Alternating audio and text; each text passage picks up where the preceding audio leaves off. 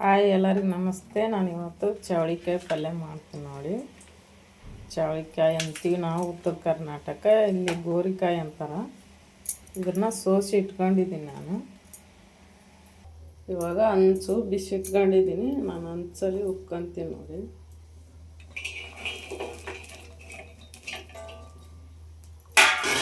ಉರಿತೀನಿ ಇದನ್ನು.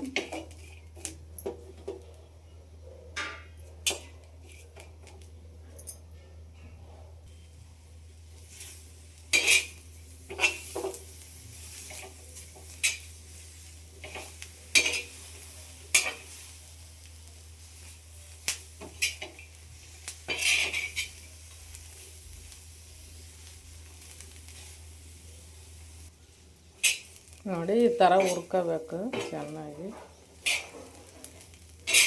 ಕೆಲವರು ಕುದಿಸ್ಬಿಟ್ಟು ಮಾಡ್ತಾರೆ, ಕೆಲವರು ಹುರಿತಾರೆ.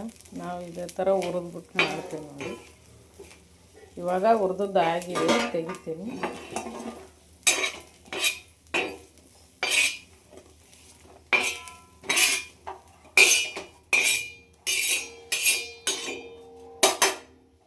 ನೋಡಿ ಹಸಿಮೆಣ್ಸಿನ್ಕಾಯಿ ಕೊಟ್ಕೊತೀನಿ.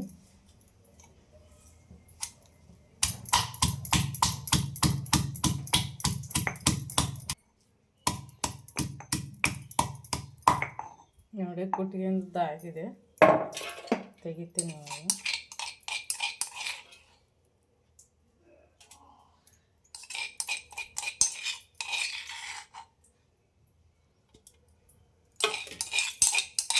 ಹಾಕ್ತಾ ಇದ್ದೀನಿ. ಕಡಾಯಿ ಇಟ್ಟಿದ್ದೀನಿ, ಒಂದು ಬಿಸಿಯಾಗಿದೆ. ಎಣ್ಣೆ ಜೀರಿಗೆ ಹಾಕ್ತೀನಿ ನೋಡಿ. ಆಮೇಲೆ ಸಾಸಿವೆ ಹಾಕ್ತಾಯಿದ್ದೀನಿ. ಬೆಳ್ಳುಳ್ಳಿ ಹಾಕ್ತೀನಿ. ಕರಿಬೇವಿನ ಸೊಪ್ಪು ಹಾಕ್ತೀನಿ. ಈರುಳ್ಳಿ ಹಾಕ್ತೀನಿ. ಹಾಕ್ತೀನಿ ನೋಡಿ.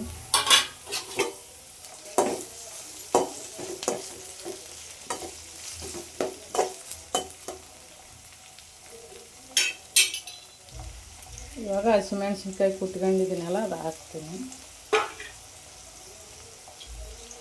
ನೋಡಿ ನಾನು ಇವಾಗ ಚವಳಿಕಾಯಿನ ತೊಳೆದ್ಬಿಟ್ಟು ತೊಳಿತಾ ಇದ್ದೀನಿ.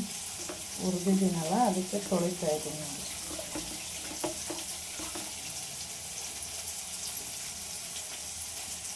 ಇವಾಗ ಇದಕ್ಕೆ ಹಾಕ್ತೀನಿ.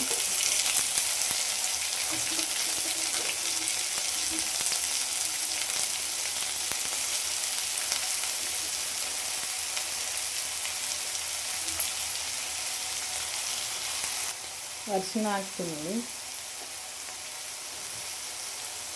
ಉಪ್ಪು ಹಾಕ್ತಾಯಿದ್ದೀನಿ ಒಂದು ಸ್ಪೂನು. ಕಡಲೆ ಬೀಜ ಪೌಡ್ರ್ ಹಾಕ್ತೀನಿ.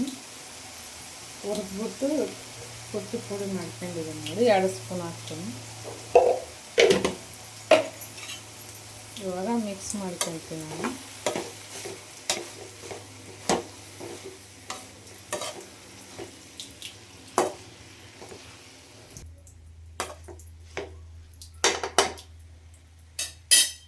ಇವಾಗ ನೀರು ಹಾಕ್ಕೊಂತೀನಿ ಸ್ವಲ್ಪ.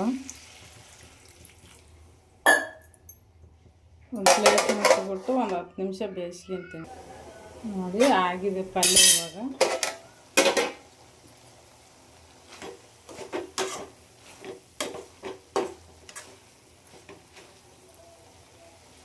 ಇವಾಗ ಸ್ಟವ್ ಆಫ್ ಮಾಡಿಬಿಟ್ಟು ಬೇಯಿಸ್ತೀನಿ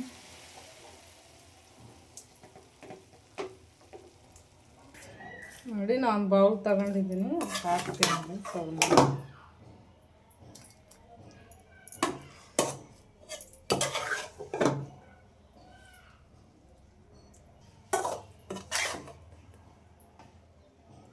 ನೋಡಿ ಚವಳಿಕಾಯಿ ಪಲ್ಯ ರೆಡಿಯಾಗಿದೆ. ಚವಳಿಕಾಯಿ ಗೋರಿಕಾಯಿ ಪಲ್ಯ, ಗೋರಿಕಾಯಿ ಅಂತಾರೆ, ಚವಳಿಕಾಯಿ ಅಂತಾರೆ ನೋಡಿ. ನಾನು ಚಪಾತಿ ಮಾಡಿದ್ದೀನಿ ಇದರಲ್ಲಿ ನೋಡಿ.